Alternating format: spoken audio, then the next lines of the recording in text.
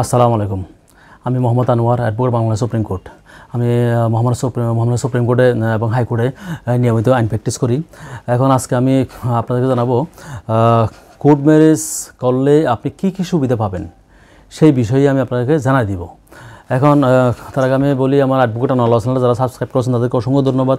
আর যারা এখন সাবস্ক্রাইব করেন নাই, দয়া করে সবাই সাবস্ক্রাইব করবেন, ফার্স্ট থেকে বেল আইকনটা ক্লিক করে দিবেন, আর বেশি বেশি করে শেয়ার করবেন।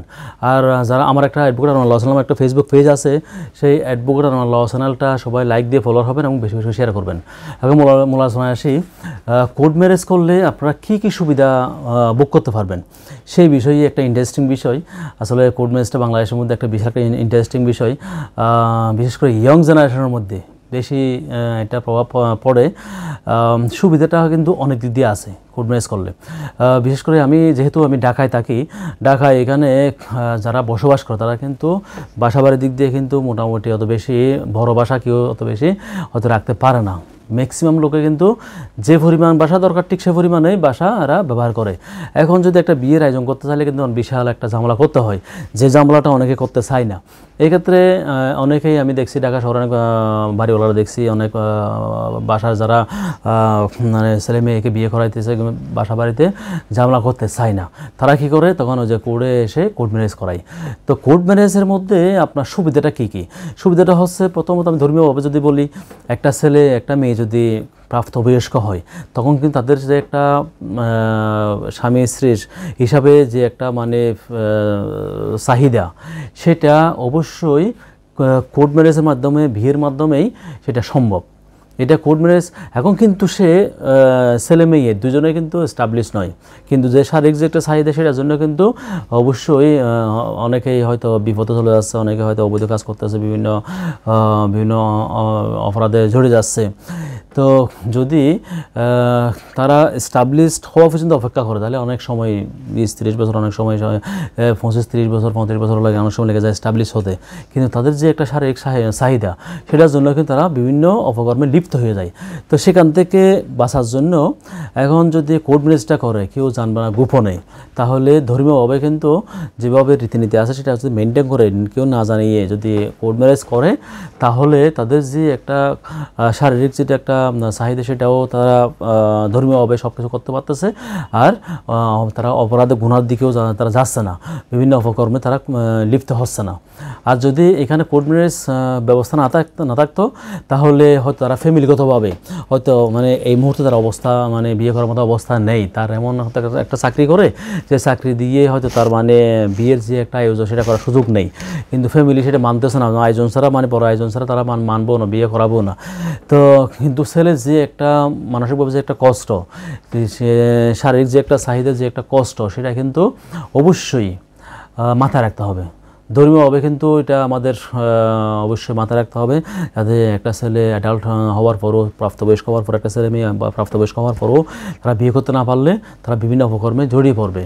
তো যদি কোর্ট ম্যারেজটা করে, এখানে কেউ জানার সুযোগ নেই, এমন কোনো মানে রেকর্ড থাকবে না যেখানে মানে অন্য কেউ এখানে এসে খোঁজখবর নিয়ে জানতে পারবে, এমন কোনো সুযোগ নেই। তাহলে এটা একটা সুবিধা। এই সুবিধা কিন্তু ইয়ং জেনারেশন, বর্তমানে যারা ইয়ং জেনারেশন আছে তারা কিন্তু এই সুবিধাটা বেশি ভোগ করতেছে। তারা গুনাহ থেকে মুক্ত থাকতেছে, তাদের যে শারীরিক চাহিদা সেটাও কিন্তু পূরণ হইতেছে, এবং বৈধভাবে তারা স্বামী স্ত্রী হিসাবে বসবাস করতেছে। এটা কিন্তু করে সম্ভব, বাসা বাড়িতে সম্ভব না। এবং বর্তমানে দেখছি ঢাকা শহরে, বিভিন্ন শহরে দেখছি বাসা বাড়িতে তারা কিন্তু ঝামেলা করতে চায় না, তখন দুই ফ্যামিলি মিলেও অনেক সময় কোর্টে আসে, আমাদের কাছে আসে। আমরা যেভাবে মানে কোর্ট ম্যারেজের যে একটা সিস্টেম, সেই সিস্টেম মেনটেন করে আমরা কোর্ট ম্যারেজ করাই দিই, বিয়ে করাই দিই, তারা সুন্দরভাবে বাসায় চলে যায় এবং তারা সুন্দর লাইফ লিড করে, জীবনযাপন করে। তো দ্বিতীয় যেটা সুবিধা সেটা হচ্ছে, আমার কয়েকদিন আগে আমার একটা পরিচিত একটা লোক, সে বিয়ে করেছে, বিয়ে করার পরে কোর্ট ম্যারেজ করছে, করার পরে কিন্তু সে ওই যে 300 টাকা যে একটা স্টাম্প, যেটা হলফনামা সেটা কিন্তু করা নাই, শুধু কাজের কাজটাই করছে, কাজীর যে কাবিননামা সেটাই করছে। এখন তার নামে একটা মামলা হয়েছে। মামলা হওয়ার পরে সে অলরেডি মেয়ে পক্ষ মামলা করার পরে মেয়ে পক্ষ মামলা দিয়েছে অপহরণ প্লাস ধর্ষণ। তো এখন সে যথারীতি অ্যারেস্ট হয়ে গেছে, ছেলেটা অ্যারেস্ট হয়ে গেছে। অ্যারেস্ট হওয়ার পরে তখন মামলার এক পর্যায়ে মেয়ে এসে কোর্টে জবানবন্দি দিয়েছে, তাকে জোর করে বিয়ে ফিরিতে বসানো হয়েছে, জোর করে বিয়ে করছে, তার কোনো সম্মতি ছিল না। তো কাবিন নামায় কিন্তু এখানে কোনো ওইভাবে কোনো লেখা কিছু না, কোনো স্টাম্পে যেভাবে লেখা হবে কোনো লেখা কিছু নেই, শুধু স্বাক্ষরটা আছে। এখন সেটা হয়তো জোর করে হতেও পারে, আমার হয়তো মানে বিশ্বাসের একটা ব্যবসা ওদিকে চলে যায়। যদি এখানে হ্যাঁ ওই ছেলেটা কিন্তু ছেলেটা বিপদে পড়ে গেল, যেহেতু তার মেয়েটা যেহেতু বলছে জোর করে তাকে বিয়ে করছে, তখন ছেলেটা বিপদে পড়ে গেল। তার নামে অপহরণ প্লাস ধর্ষণ মামলা হয়েছে। পরে সে প্রায় 3 মাস পরে তার জামিন হয়েছে। কিন্তু ওই মেয়ের স্টেটমেন্টটা যদি না দিত তাহলে কিন্তু শর্টকাটে জামিন হয়ে যেত। কিন্তু এখানে উপকারিতা যেটা, সে যদি কোর্ট ম্যারেজের যে একটা হলফনামা সেটা যদি করত, সেখানে কিন্তু লেখা আছে আমি স্ব-ইচ্ছায় সজ্ঞান সুস্থ মস্তিষ্কে কারো বিনা প্ররোচনায় নিজের ইচ্ছাতেই আমি কিন্তু এখানে বিয়েতে রাজি হই, আমি স্বাক্ষর করতেছি। যদি সেই হলফনামাটা থাকতো তাহলে সে অনেকখানি বেঁচে যেত। কারণ এখানে লেখা আছে মেয়েকে জোর করা হয় নাই, সে মেয়েটা স্ব-ইচ্ছায় কিন্তু আসছে, সজ্ঞানে আসছে, কেউ তাকে মানে আসার জন্য প্ররোচনা দেয় নাই। সে কিন্তু কারো বিনা প্ররোচনায় নিজেই নিজের হাজব্যান্ডকে ছেলেকে পছন্দ করেই বিয়েতে সম্মতি দিছে এবং রাজি হয়েছে। এমন একটা লেখা কিন্তু ওই 300 টাকার হলফনামা কিন্তু লেখা থাকে। সেই কোর্ট ম্যারেজটা যদি হলফনামাটা করে, ওখানে কিন্তু আপনার বরের স্বাক্ষর আছে, কনের স্বাক্ষর আছে, একজন বিজ্ঞ আইনজীবী স্বাক্ষর আছে এবং নোটারির দ্বারা কিন্তু নোটারি করতে হয়। তাহলে এখানে ওই মেয়েটা কিন্তু আর এই কথাটা বলতে পারতো না। এটা একটা সুবিধা। এটা কিন্তু আপনার অন্যদিকে করলে এই কোর্ট ম্যারেজের যে হলফনামা সেটা কিন্তু আপনি পাবেন না।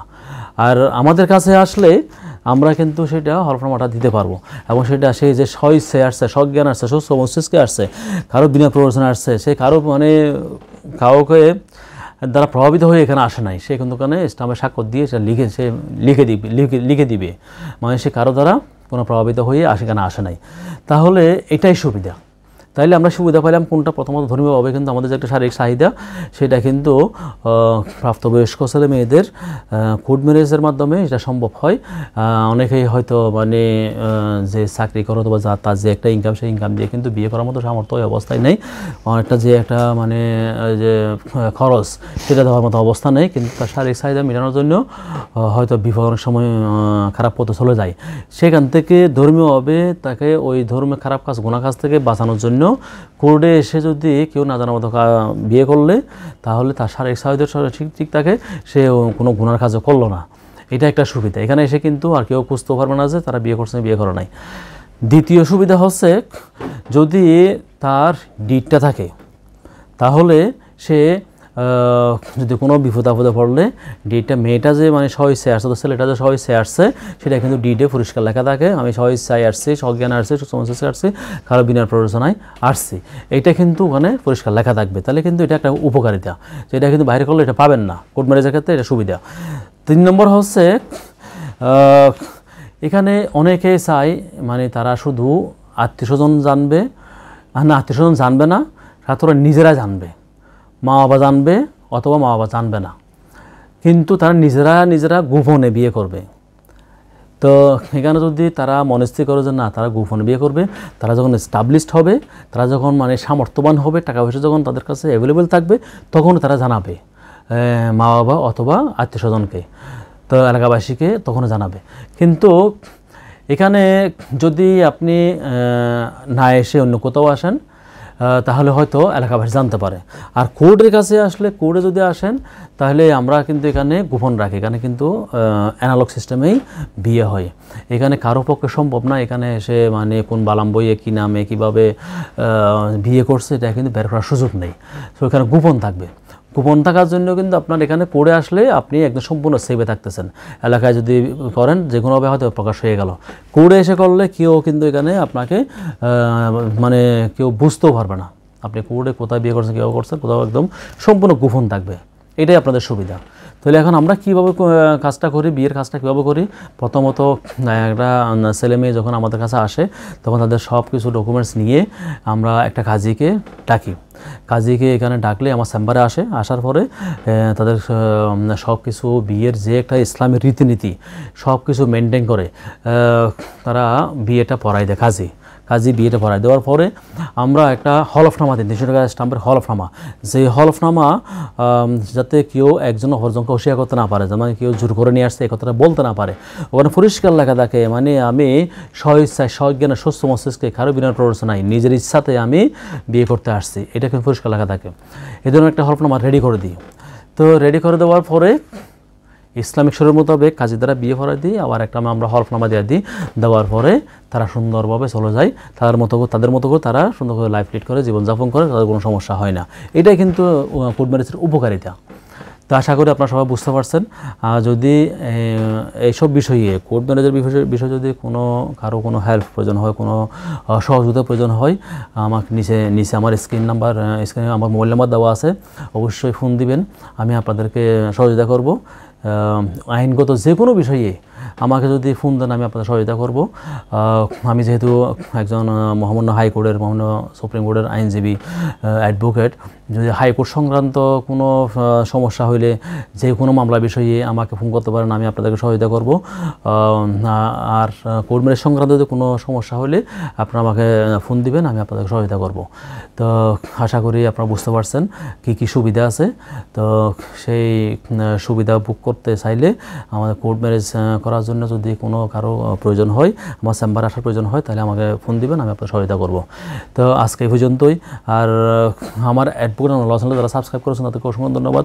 আজ যারা এখন সাবস্ক্রাইব করেন নাই, দয়া করে সবাই সাবস্ক্রাইব করবেন, পাঁচ টাকা বেল আইকনে ক্লিক করে ক্লিক করে দেবেন। আর অ্যাডভোকেট আনোয়ার চ্যানেল নামে একটা ফেসবুক পেজ আছে, সবাই লাইক দিয়ে ফলোয়ার হবেন আর বেশি বেশি করে শেয়ার করবেন, এতে সবাই জানতে পারবে। এই বলে আমি আমার ভিডিও শেষ করলাম। আসসালামু আলাইকুম।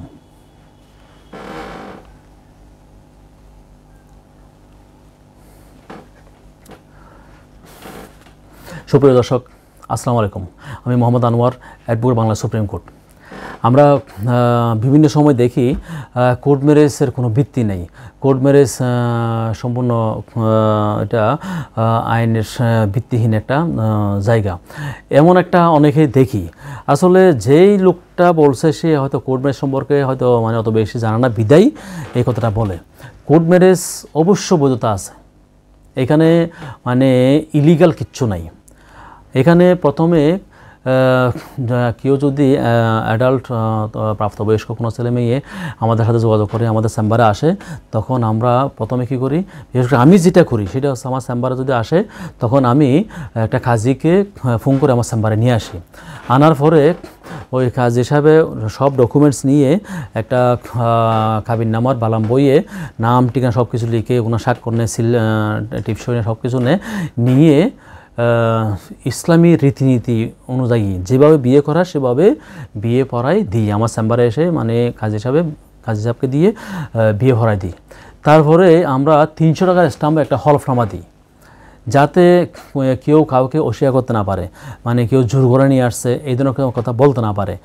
ওখানে পরিষ্কার লেখা থাকে আমি স্বইচ্ছায় সজ্ঞানে সুস্থ শরীরে আমি আমার বিয়েটা নিজের ইচ্ছাতে করতেছি, কারো বিনা প্ররোচনায় আমি বিয়েটা করতেছি, কেউ আমাকে প্ররোচনা করে নাই, আমি কারো বুদ্ধিতে আমার এখানে আসি নাই, এই ধরনের কিন্তু স্টাম্পে পরিষ্কার লেখা থাকে।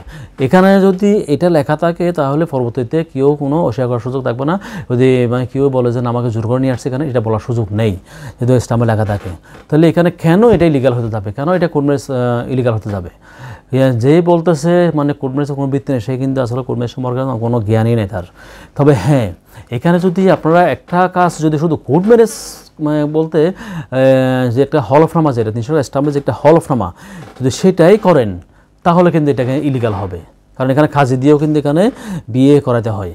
বিয়ে যদি কাজী দিয়ে না পড়ানো হয় তাহলে এটা ইলিগাল হয়ে যাবে, সম্পূর্ণ এটা ভিত্তিহীন একটা বিয়ে হয়ে যাবে, বিয়ে কোনো বৈধতা থাকবে না।